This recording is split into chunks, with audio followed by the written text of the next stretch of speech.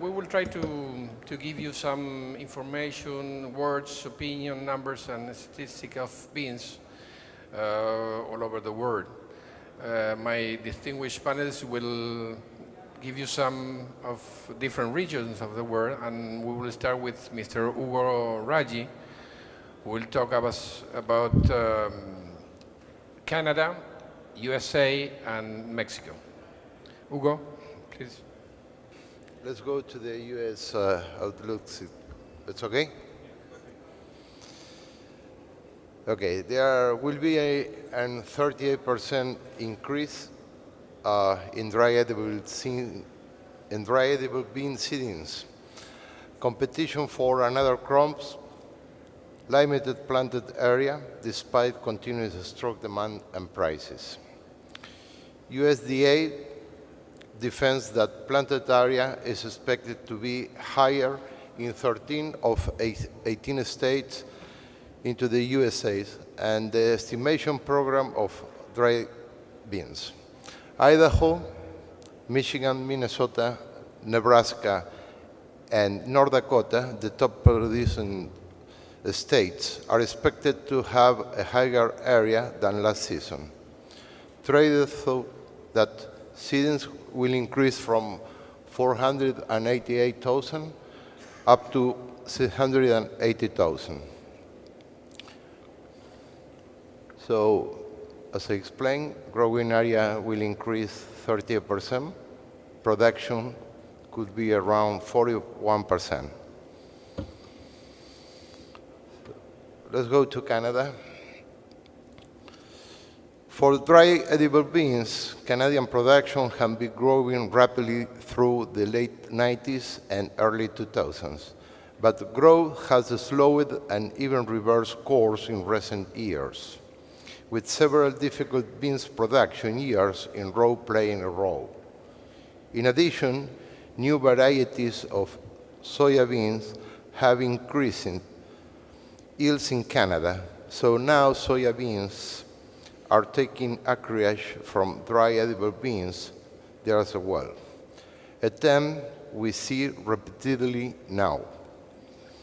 After peaking at over 183,000 hectares on average in the first half of the last decade, we see that average acreage in the last half of the decade has fallen by 13%.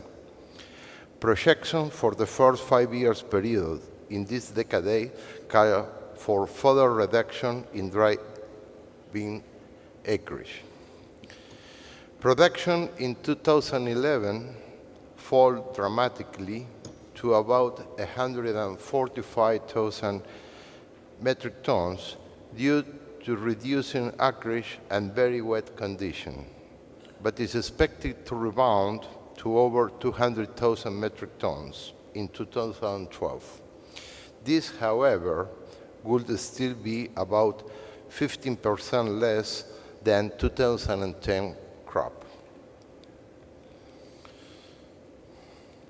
Then, for Mexico, between the years 2006 and 2011, the Mexican bean cultivated a median of 1.7 million hectares according with the characteristics of the lands. 87% corresponds to seasonal lands and the majority of low production potential.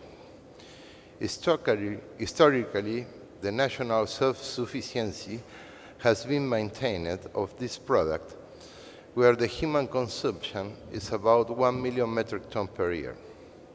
Last year, critical situation presented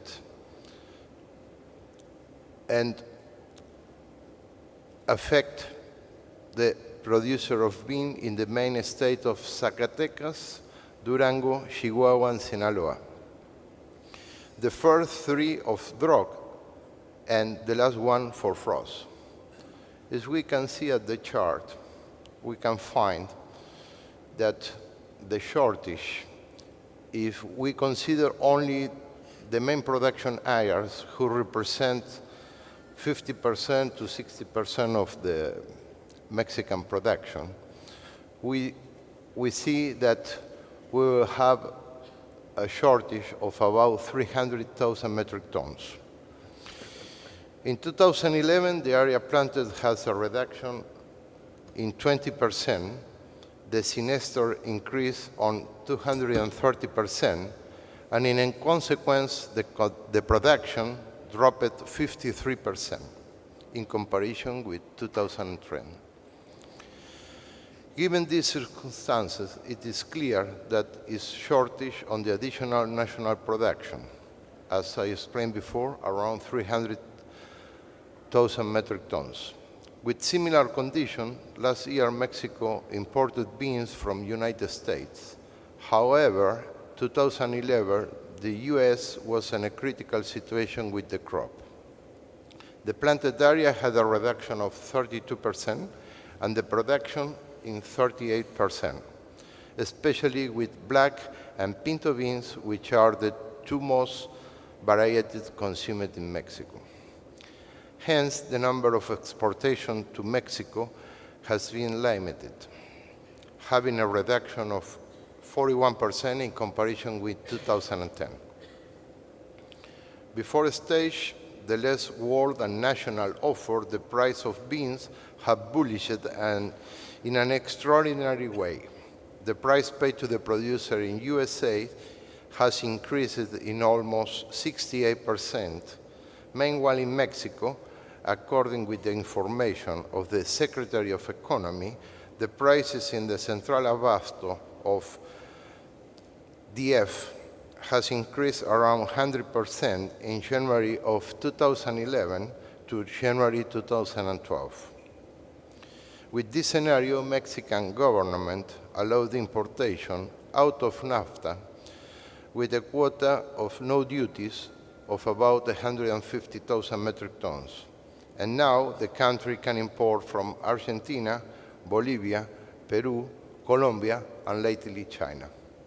That's it. And what do you think for the next year about Mexico? Will they continue open the market for other origins than NAFTA or not? What do you think? Well, first step is this year, because they will to plant. Okay. Yes, the But quota. they opened the imports till December 2012. Honestly, I think that even the Mexican authorities have no idea. But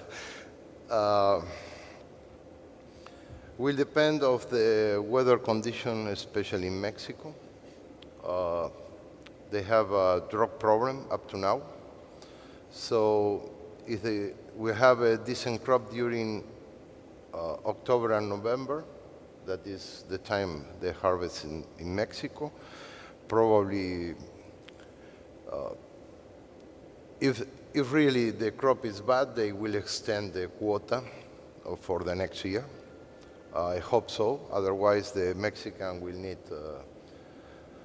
or substitute beans. Okay, so maybe yes.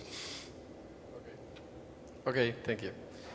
Well, let's move to the other part of the world, but close to here. But Mr. Miao Hong will give us his point of view about the China bean production. Okay. Yeah, our people visiting the growing area, especially in the Heilongjiang and in the Mongolia area. This is for the Chinese light speckled kidney beans and Japanese white kidney beans, and for black beans in this region.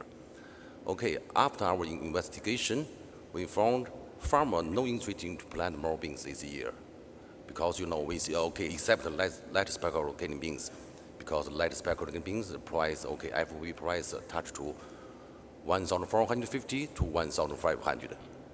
So I think maybe this year for light KB the quantity may be 100 to 120,000 tons. But for the black beans, we're thinking 50,000 metric ton. For Japanese white kidney beans, maybe 25,000 metric ton. Now, the most farmer is concentrating to harvest the corn, because the China government is encouraging farmers to plant more corn, wheat, and soya beans. They can get also, they give the subsidy to the farmer, about $70 per hectare. Yeah, and for beans, you know, China government just canceled a 5% tax refund last week. Another thing, okay, government offered limited price for the corn, wheat, and soybeans to the farmer. If price lower than this price, government will be charging. So farmer prefer to minimize their risk. So they prefer to plant more corn. This year, especially for corn in this area, this region, more corn, because the corn, the price has increased 80% from last 3 years. Last 3 years, 18%. Even today, the price still remains the high level. They can get more money like this. Now, I think in the time of sowing, okay, the weather condition in this region is not good, okay, because not too much rain. So I think maybe in the future, 20, 25 days, if it continues like this condition, farmer have to be sowing some beans. So we should follow the farmer and follow the climate. Then we have a better idea, I think, after 20, 25 days like this. And taking in consideration that the soybean prices are, or that China is a big importer of soybean and also producer and importer of corn, and the prices of that. And as far as I know, the bean area compete with the soybean area in terms of plantation. Why do you think that the Chinese farmers still growing beans, especially black beans, instead of growing soybean or corn? Yeah, okay. I think as a white kind of economic crop, okay, mainly grown by the poor farmer, and this land close here. So it's, I think it's traditional, so they cannot change. Another reason, okay, the frost period time in the North China is shortly. You know, for soybeans, for yellow maize, it will, I think it will, the growth period about 110 to 115 days. But for the beans, only 80 to 90 days. So, okay, they have no choice. They must plant beans like this. Yeah. Okay, thank you.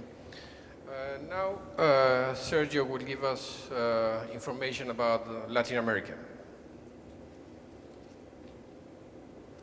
Good afternoon to everybody. Please, the PowerPoint. Okay, thank you. Okay, we will start with a short review about South America. The area of South America is a little less than 18 million square meters, with a population of about 400 million people, distributed in 12 countries. The main population in the region is Brazil, with over 200 million people, followed by Colombia, Argentina, Peru, and Venezuela. The language is mainly Spain in all Latin America, except Brazil, that the language is Portuguese. South America have two important trade blocs. Mercosur is the main regional trade agreement between Argentina, Brazil, Paraguay, and Uruguay, founded in 1991 by the Treaty of Asunción, which was later amended and updated by 1994 for a Treaty of Ouro Preto. Bolivia, Chile, Colombia, Ecuador, and Peru currently have associated as member status. Venezuela signed as membership agreement on 2006, and the purpose of Mercosur is to promote free trade and the fluid movement of goods, peoples, and currency. The another trade blocs in Latin America is the Andean Community, formed by Bolivia, Colombia, Ecuador, and Peru. This trade started in 1969, and the pact was signed in 1996. And the headquarters is located in Lima, Peru. The economy of Latin America, the GDP, the most important is Brazil, con 2 billions, over 2 billions, Argentina, Colombia, Venezuela, Peru, and Chile. Focusing in our matter, Colombia, during the last years, the consumption of beans have been migrated to lentils. It's the largest importer of lentils in South America. But the consumption of Colombia in beans is over 100,000 metric tons between own production and imports, against half part of lentils, dry peas, and chickpeas. In case of Venezuela, from 2002, there was a major intervention from the government through La Casa or PDVSA to the import purchase and less participation of the private sector. Basically, it's not a producer of any type of pulses, have a culture of beans consumption, and import beans for about 80,000 metric tons a year, mainly black beans. As we can see, the main consumption of pulses in Venezuela is beans, following by lentils and chickpeas. Peru is the largest exporter of beans in the Andean community. It's heavily dependent on the weather condition to have harvest. Peru import dry peas, chickpeas, and lentil, and export as about 35 metric tons a year of beans, mainly blackish, large white, and yellow beans. Chile, during the last years, is decreasing the production because in the past was an important exporter of pulses like lentil and beans. Due to high land cost, their replacement by wineware and fruits production, because the cost of the hectares in Chile is over to $20,000 on the central region. Focus in Brazil is the first large population in Latin America, is the second largest world bean producers, first is India, with about 3.5 million metric tons a year, basically of carioca beans, black beans, yalo, engopa, rayado, and many other varieties.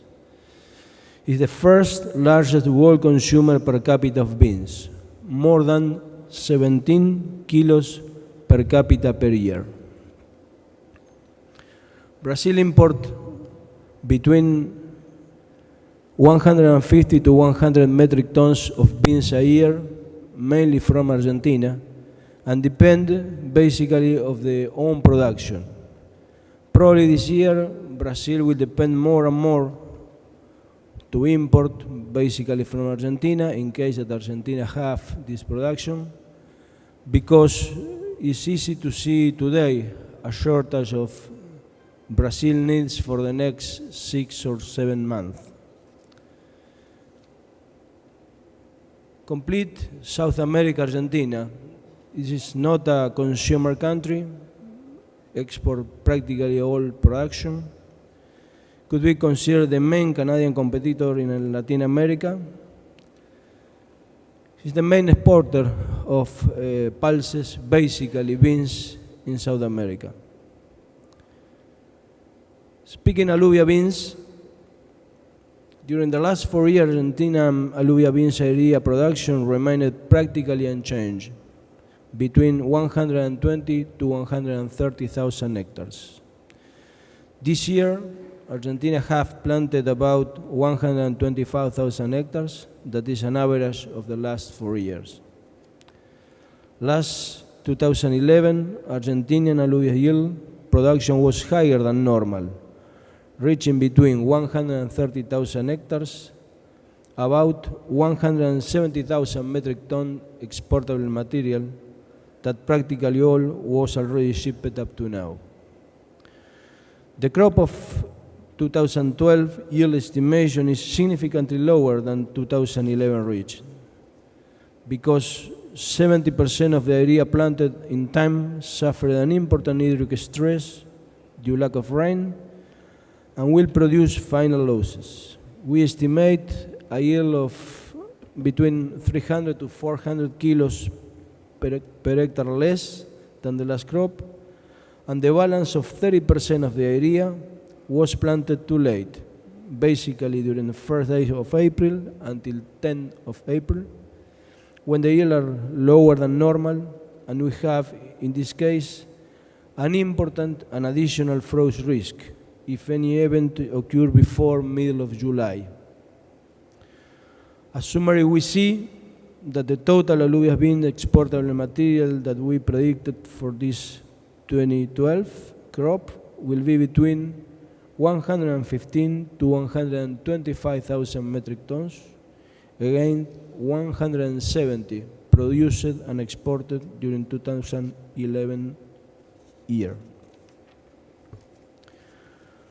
Regarding blacks, the total area planted in 2012 was about 100,000 hectares, but only 50% is now in normal condition, and the another 50% suffer different kind of losses.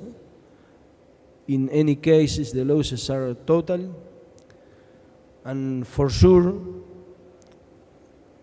we are expecting a production of not more than 80,000 metric ton exportable material, plus some carryover that we have that probably is 15 to 20,000 metric tons. It's a shame because surely Brazil will be a strong demand during the next 2 or 3 months due to the internal situation in Brazil. And unfortunately this year the first spec was to plant up to 200,000 hectares. But due to the weather condition in Argentina, it was impossible to plant. Many people changed his plant, and only we planted, not in very nice condition, 100,000 hectares. Regarding cranberry beans and red beans, we have planted more or less the same area than the last crop. But the color bean was planted before alluvial beans too, and will suffer the same situation due to the hydric stress. And surely we will have less calibers and less yields than last year too. We have estimated a maximum of 15,000 metric tons of cranberries, again more than 18 last year. And we estimated not more than 20,000 metric tons of reds between light and dark, against more than 27,000 metric tons exported during the last year. To finalize, we can see as Argentina alluvial destination, Argel again as the main destination, increasing practically 30% from the last year, up to 55,000 metric tons. Spain, a little less than last original and normal 30,000 metric tons, following by Italy, Turkish, that increased the quantity, Brazil, France, and others.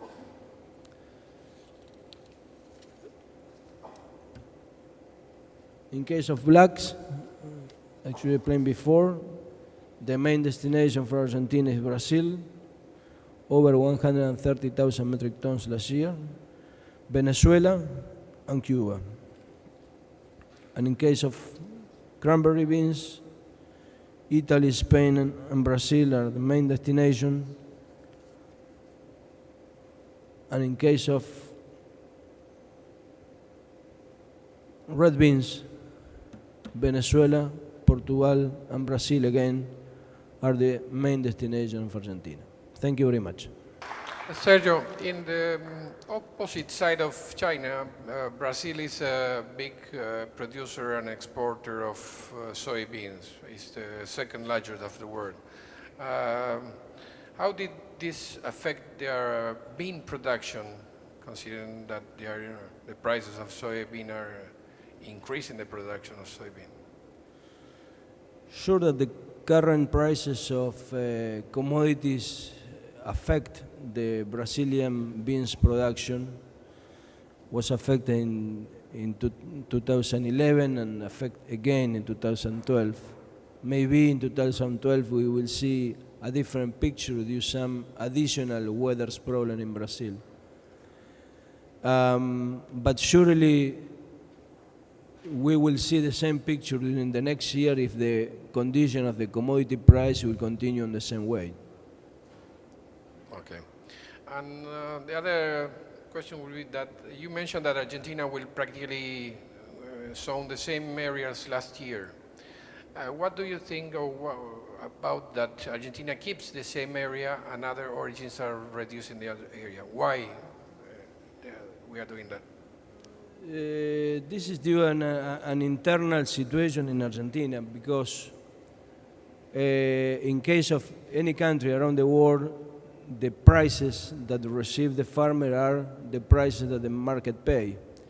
In case of Argentina, the soybeans have a duties of 35% to export, and in case of corn, 23%.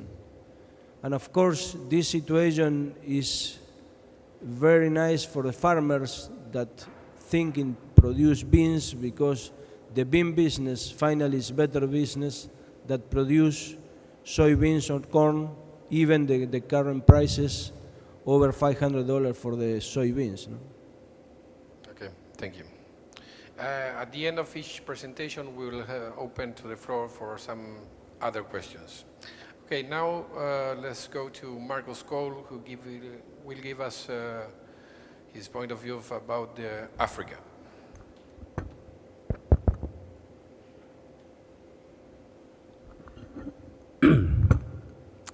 Well, as a delegate from England, I feel obliged to remind everyone here that today is the 448th birthday of our greatest playwright and arguably the forefather of the English language, William Shakespeare. Fitting then that I start with a quote from one of his plays: "A futra for the world and worldlings base, I speak of Africa and golden joys." And for those of you not familiar with Elizabethan English, a polite translation for that would be, forget about the rest of the world, let's talk about Africa. There are three things I can say with some certainty about my import and export numbers for Africa. It is a continent that is known for very unreliable and even non-existent statistics. These three certainties then will be, they may be on the high side, they may be on the low side, or they may be about right. Starting off with the two powerhouses of imports in North Africa, we have Egypt importing on average around 480 to 500,000 tons of faba beans, and Algeria importing about 55 to 60,000 tons of alubia-type beans. Sudan, a smaller cousin to Egypt, importing about 40 to 45,000 tons of faba beans and 3 to 5,000 tons of white kidney beans. In the southern part of Africa, the perennial large color bean importer is Angola with 45 to 60,000 tons, and South Africa with about 37 to 33,000 tons of light speckled kidney beans, around 6 to 7,000 tons of Japanese small white, and around 2 to 3,000 tons of pea beans. Exports, fairly limited from Africa. Egypt has a growing export base of white beans to various parts of the Mediterranean and Middle East, both crops coming to about 90 to 95,000 tons. And Egypt, as we heard earlier, is increasing, Ethiopia, as we heard earlier, has an important export of pea beans, 30 to 35,000 tons a year. Small red beans about the same, and faba beans about 25,000 tons. It's important to note a couple of points. In terms of the Arabic crescent, which you can say starts in Morocco and goes all the way around to Syria. This is an area of population growth that's likely to double in the next 35 to 40 years with no additional agricultural or little additional agricultural land which they can exploit. And the second point to note is that in Egypt, and I believe eventually in Sudan, the government will encourage the growth in agriculture of crops that are valuable rather than crops that they need. It's pointless to grow faba beans in any big quantity in Egypt when they can produce the world's best cotton. Similarly, in Sudan, we heard earlier in one of the presentations, they have tremendous water, land, and heat resources that enable them to grow a lot more interesting crops than pulses. So that's it. Okay, thank you. Marcos, I have a question for you. What do you think that is the biggest factor, or yes, the biggest single factor that affect the import volume of beans in the African market? I think on the import side, you have to remember, particularly in parts of southern Africa, that price is a real driver in terms of import demand. And this year, where we saw light speckled kidney bean prices eclipse the $1,000 mark, it really has an impact on the consumption.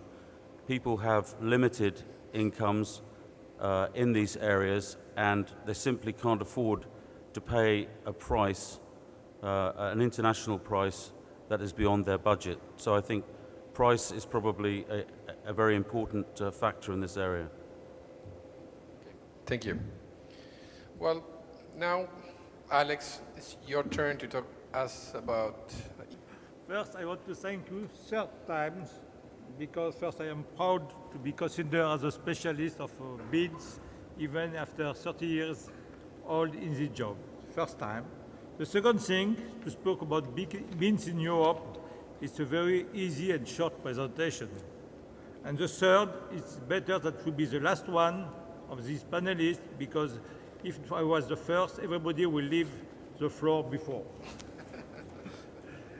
There is practically no big production in Western Europe. Only few specialties in different countries, as flageolet green beans in France and some alluvias type, maximum 2,000 tons. In Italy and Spain, some cranberry type and borlotti and large white. In Netherlands, some Dutch brown beans, around 6,000–7,000 tons. And in Italy, some Corona, large white kidney beans, very famous.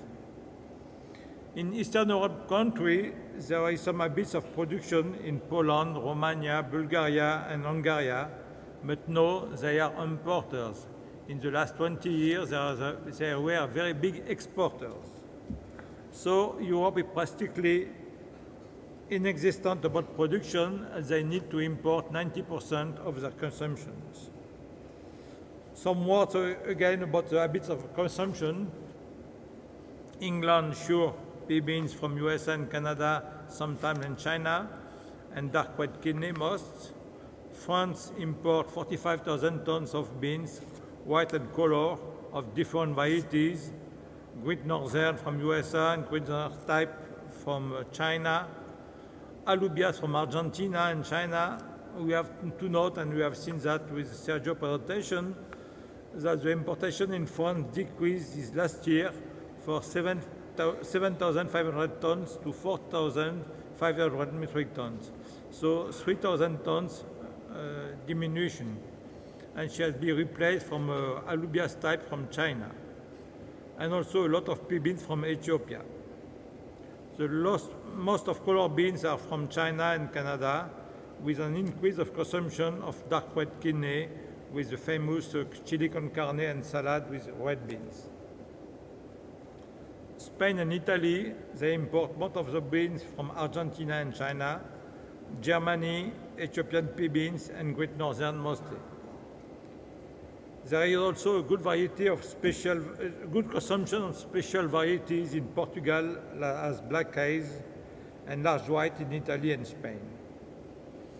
Globally, the consumption is stable, but we must see a move from the dry pulses to canoe and prepared dishes. And something very important, our customers are more and more difficult about quality, even very far of the European regulation. Okay. And do you think that the actual prices of beans all over the world, as you mentioned, could affect the European consumption, or The beans and prices? globally the pulses were considered as a very, very cheap vegetables and product. Now they are no more very, very cheap. They are still cheap comparatively to the other vegetables and meat. So I don't think the consumption will decrease even with high price. There is some move of consumption from one country origin from the other due to the price. For example, from alubias, Argentina to China and so on. And with this, let's say, financial crisis in Europe, mainly for the But bean importers, does Just- this affect Maybe the solution- consumption, internal consumption? Maybe the solution that Argentina will decrease its price for $300, it should be a nice solution. If not, there is something important. Only Argentina? It's the parity of Only Argentina? all other countries. Okay, now it's a parity. we agree. If it only us, it's not workable. Is the parity with between euro and dollar is very important.